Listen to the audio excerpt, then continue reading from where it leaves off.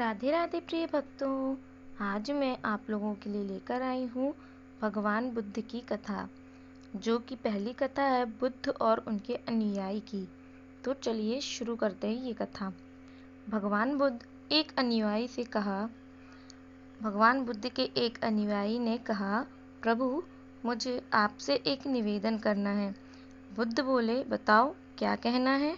उनके अनुयायी यानी कि शिष्य बोले, मेरे वस्त्र पुराने हो चुके हैं, अब ये पहनने लायक नहीं रहे, कृपया मुझे नए वस्त्र देने का कष्ट करें। बुद्ध ने अपने शिष्य के वस्त्र देखे, वे सचमुच बिल्कुल जीर्ण हो चुके थे और जगह जगह से घिस चुके थे। इसीलिए उन्होंने एक अन्य शिष्य को नए वस्त्र देने का आदेश दे दिया।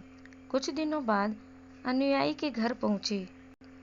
कुछ दिनों बाद भगवान जब उनके घर पहुंचे तो उन्होंने पूछा, क्या तुम अपने नए वस्त्रों में आराम से हो? तुम्हें और कुछ तो नहीं चाहिए? तो उनके अनुयायी ने बोला, धन्यवाद प्रभु, मैं इन वस्त्रों में बिल्कुल आराम से हूँ और मुझे और कुछ नहीं चाहिए। बुद्ध, अब जबकि तुम्हारे पास नए वस्त्र हैं तो तुमने पुराने वस्त्रों का क्या किया? यह सवाल उस अनुयायी से किया। अनुयायी ने कहा, मैं अब उसे ओढ़ने के लिए प्रयोग कर रहा हूँ। बुद्ध ने कहा, तो तुमने अपनी पुरानी ओढ़नी का क्या किया? अनुयायी ने कहा, जी मैंने उसे खिड़की पर पर्दे की जगह लगा दिया। तो बुद्ध ने कहा, तुमने पुराने पर्दे का क्या किया? अनुयायी ने कहा, मैंने उसके 4 टुकड़े किए और उनका प्रयोग रसोई में गर्म पतीलों को आग से उतारने के लिए कर रहा हूँ। बुद्ध जी ने पूछा, तो फिर रसोई के पुराने कपड़ों का क्या किया? रसोई के पुराने कपड़ों का? अनुयायी, अब मैं उन्हें पोछा लगाने के लिए प्रयोग करूंगा। बुद्ध बोले, तो तुम्हारा पुराना पोछा क्या हुआ? अनुयायी बोला, प्रभु, वो अब इतना तार तार हो चुका था कि उसका कुछ नहीं किया जा सकता था, इसलिए मैंने उसका एक एक धागा अलग कर दिया और बत्तियां तैयार कर लीं। उन्हीं में से एक आपके कक्ष में कल प्रकाशित था। बुद्ध अनुयायी से प्रसन्न हो गए और उन्होंने वस्तुओं को बर्बाद नहीं करने का और उसमें समझ है कि उन्होंने उस वस्त्र का अच्छे से प्रयोग किया, सोचकर बहुत ही आनंदमय हुए। बात की खुशी हुई कि उनका अनुयायी वस्तुओं को बर्बाद नहीं करता और उसे प्रयोग में लाने की उसे अच्छी समझ भी है। इस कहानी से हमें ये शिक्षा मिलती है कि हर वस्तु या वस्त्र बहुत ही कीमती होते हैं। जब तक हमें उनका प्रयोग करना चाहिए, जब तक वे प्रयोग के लायक ना रह जाएं। अब हम बात करते हैं भगवान बुद्ध की एक और कथा की। तो चलिए शुरू करते हैं। इस कहानी का शीर्षक है रेत का घर। एक गांव में नदी के किनारे कुछ बच्चे खेलते हुए रेत के घर बना रहे थे। किसी का पैर किसी के घर को लग जाता और वह बिखर जाता। इस बात पर झगड़ा हो जाता। थोड़ी बहुत बचकानी उम्र वाली मारपीट भी हो जाती। फिर वह बदले की भावना से सामने वाले के घर के ऊपर बैठ जाता और उसे मिटा देता और फिर अपना घर बनाने में तल्लीन हो जाता। यही बच्चों का काम था। महात्मा बुद्ध चुपचाप एक ओर खड़े ये सारा तमाशा देख रहे थे। अपने शिष्यों के साथ खड़े होकर देखने लगे। बच्चे अपने आप में ही मगनून थे, तो किसी ने उनकी तरफ ध्यान ही नहीं दिया। इतने में एक स्त्री आकर बच्चों को कहती है, सांझ हो गई है, तुम सबकी माएँ तुम्हारा रास्ता देख रही हैं। बच्चों ने चौंकते हुए देखा, दिन बीत गया है, सांझ हो गई है और अंधेरा होने लगा। इसके बाद वो अपने ही बनाए घरों पर उछलने कूदने लगे और सब मटिया मोट कर दिया। मटिया मेट करने के बाद किसी ने नहीं देखा कि कौन किसका घर बिगाड़ रहा है और अपने अपने घर को जाने के लिए तत्पर हो गए। सब बच्चे भागते हुए अपने घरों की ओर चल दिए।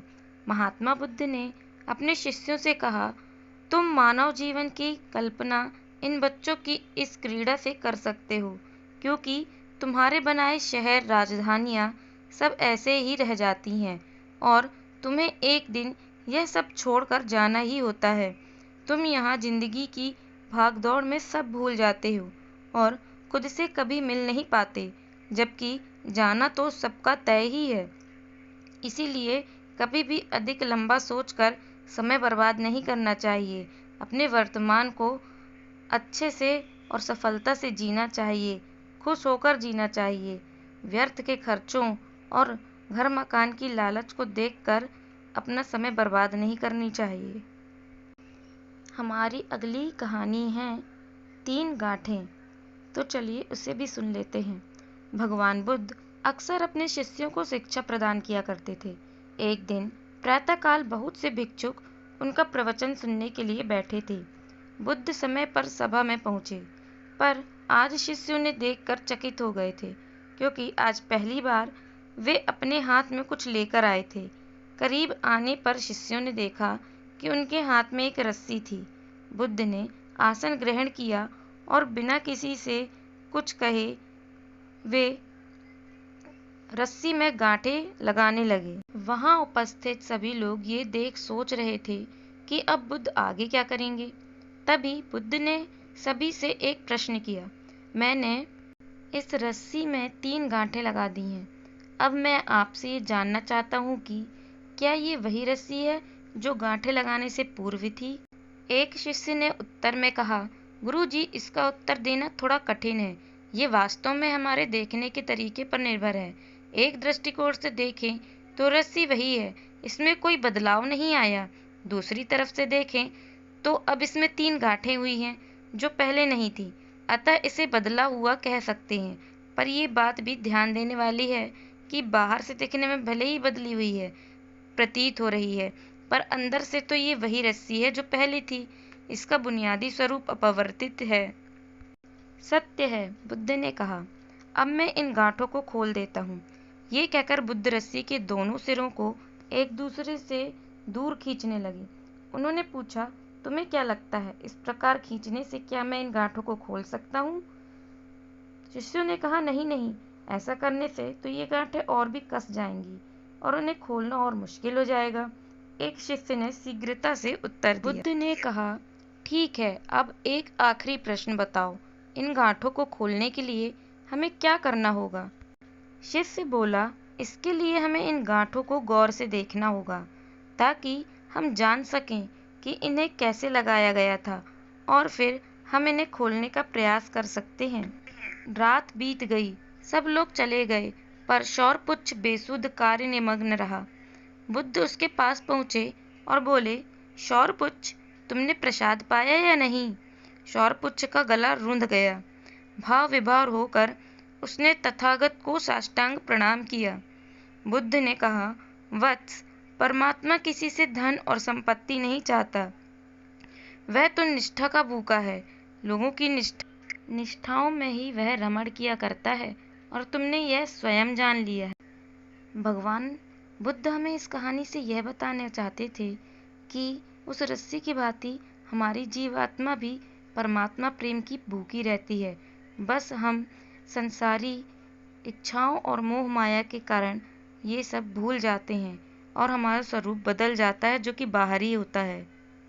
परंतु हमें अपनी आंतरिक आत्मा को नहीं भूलना चाहिए और उस आत्मा से निष्ठा भाव से परमात्मा को जोड़ने का प्रयत्न करने से हम संसार रूपी गांठ को खोल सकते हैं और परमात्मा को प्राप्त कर सकते हैं।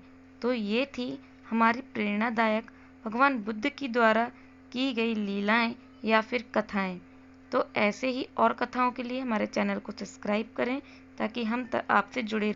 तो चैनल को सब्सक्राइब जरूर करें, बेल आइकन को प्रेस करें, ताकि सनातन धर्म से जुड़ी हुई कथाएं और लीलाएं, भगवान की प्रेरणादायक कथाएं भी हम आप तक ला सकें और आपको अपने सनातन धर्म से जोड़े रखें। धन्यवाद।